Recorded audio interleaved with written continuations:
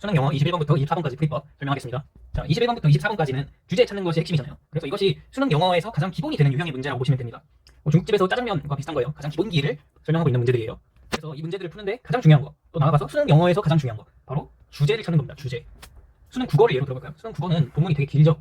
그렇다 보니까 A에 대해서 설명하다가 B에 대해서 설명하다가 뭐 A랑 B를 비교했다가 뭐 거기에서 나온 뭐 보완책으로 나온 게 뭐 D다. 그래서 D에 대해 쭉 설명하고 뭐 이것들에 대한 뭐 전문가의 생각들, 뭐 비교, 뭐 앞으로 나아가야 될 방향, 뭐 이런 것들을 쭉 설명하죠. 주제가 계속해서 바뀌잖아요. 그런데 반면에 수능 영어 같은 경우는 본문 자체가 지문 자체가 짧아요.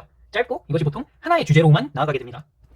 이 영어는 가뜩이나 우리나라 말도 아니라서 어려운데 이렇게 내용을 복잡하게 하면 사람들이 다 틀린단 말이에요. 그래서 내용 자체는 그렇게 어렵지 않게 나옵니다.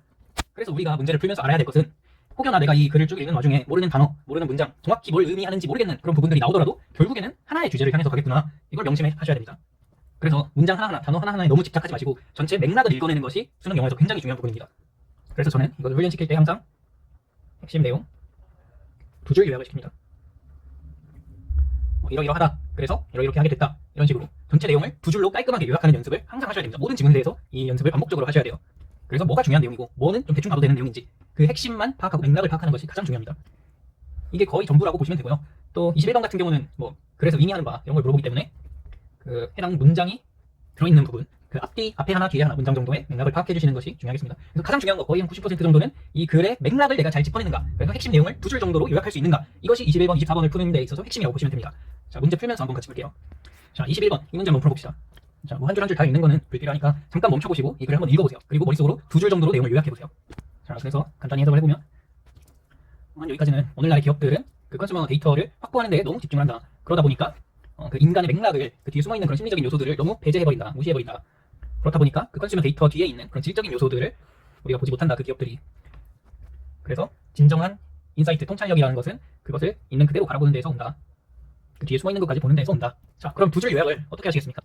요약해보자면 1번, 오늘날 기업들은 소비자 데이터에 너무 집중한다. 그래서 맥락이나 심리 같은 그 뒤에 숨어있는 근원적인 요소들을 놓친다. 그 데이터가 왜 생겨나게 됐는지, 그런 배경적인 요소들을 놓친다. 이렇게 볼 수 있겠죠. 자, 그러면 이 주어진 그 밑줄 진 부분, 캐스팅 더 섀도우의 앞뒤 문장을 봅시다. 기업들은 이런 질적인 리서치를 무시해왔다. 그러면서 데이터 컬렉션에만 돈을 엄청나게 썼다. 그래서 그것이 뭐냐?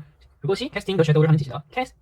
체이싱 더 섀도우를 하는 짓, 하는 행동이다. 그래서 그림자를 쫓는다. 이 뒤에도 보면 이런 더 서브센스, 이런 동기, 이런 그 구매 결정 뒤에 숨어있는 그런 심리적인 요소들을 무시하는 것이다, 놓치는 것이다.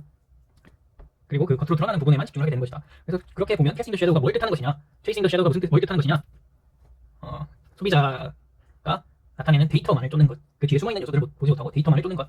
결국 이 주제와도 어느 정도 맥락이 일맥상통하죠. 그래서 답을 골라보면 1번, 그 뒤에 숨어있는 요소들, 이유들을 이해하지 못하고 표면적인 그 숫자들만을 쫓아가는 것. 자, 이 유형의 문제들은 이렇게